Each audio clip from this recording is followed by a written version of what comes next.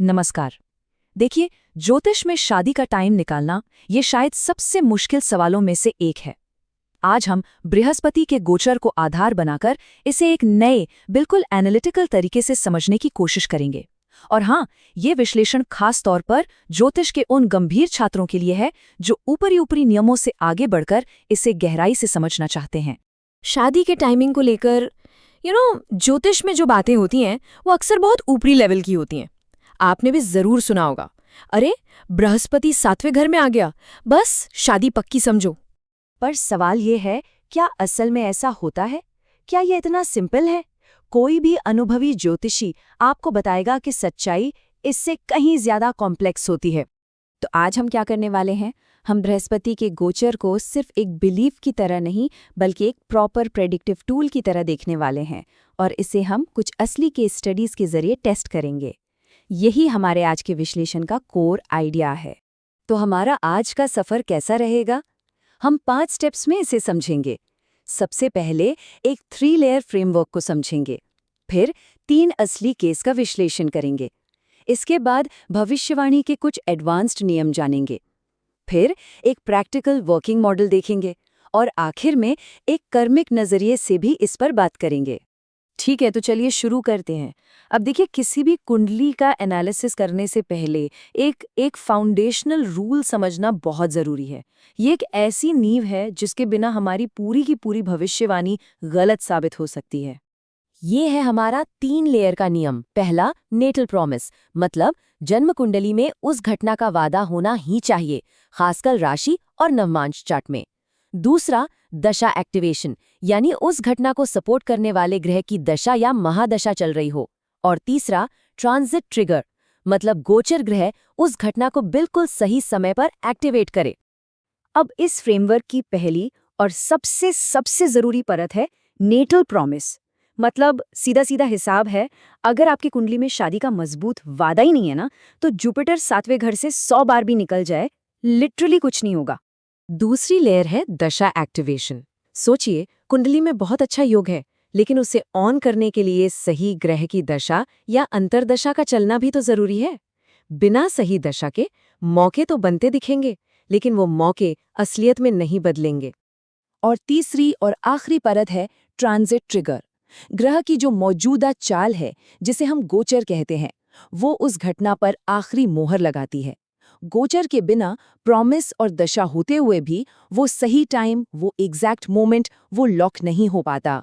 तो चलिए, थ्योरी तो बहुत हो गई, अब इस फ्रेमवर्क को असली कुंडलियों पर टेस्ट करके देखते हैं।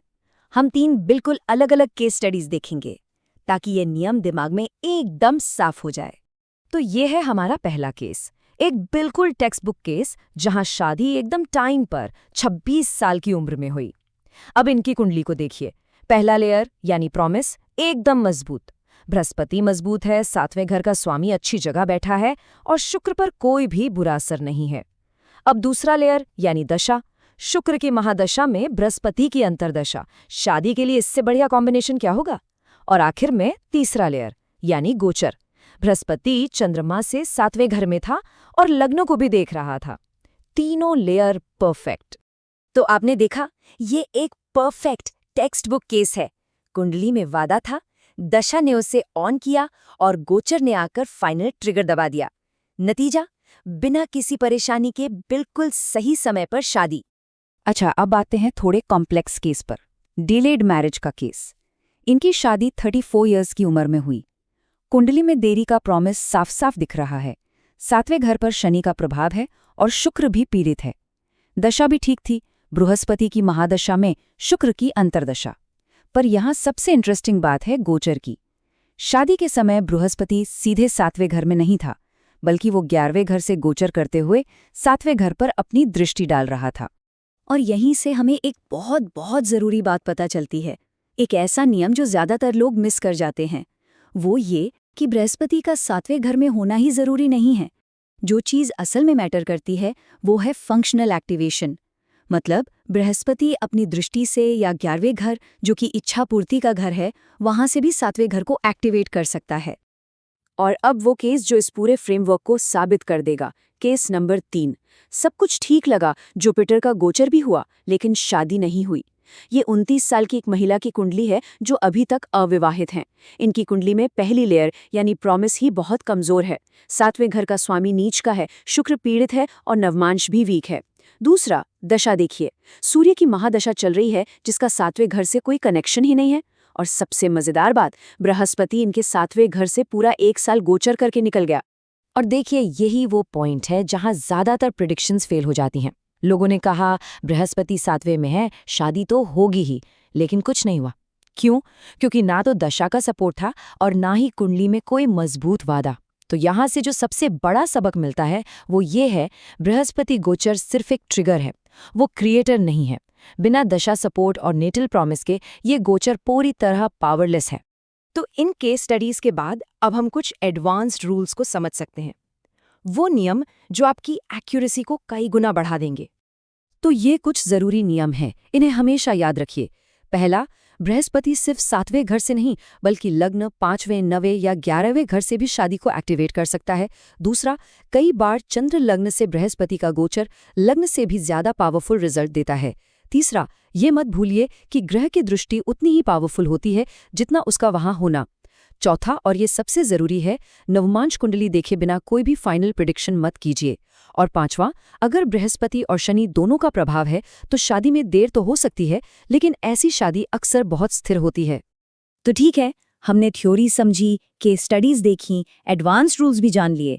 अब इन सबको मिलाकर एक सिंपल प्रैक्टिकल वर्किंग मॉडल बनाते हैं, एक ऐसा प्रोसेस जिसका इस्तेमाल कोई भी कर सकता है। बस ये 5 स्टेप्स फॉलो करने हैं किसी भी कुंडली के लिए। स्टेप 1, 7वें घर की मजबूती चेक कीजिए। स्टेप 2, शुक्र और बृहस्पति की हालत देखिए।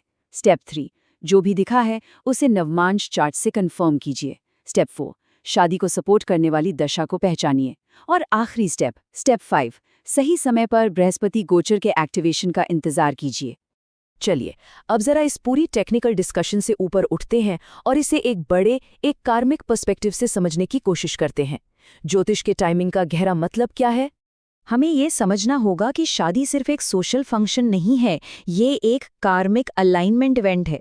ये 2 आत्माओं का उस खास मोड़ पर मिलना है जो पहले से तय है उनके कर्मों के हिसाब से।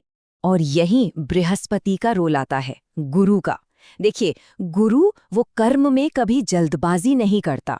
वो फल तभी देता है जब कुंडली तैयार हो, जब इंसान का मन तैयार हो और जब किस्मत उस अलाइनमेंट के लिए तैयार हो। यही तो डिवाइन टाइमिंग है।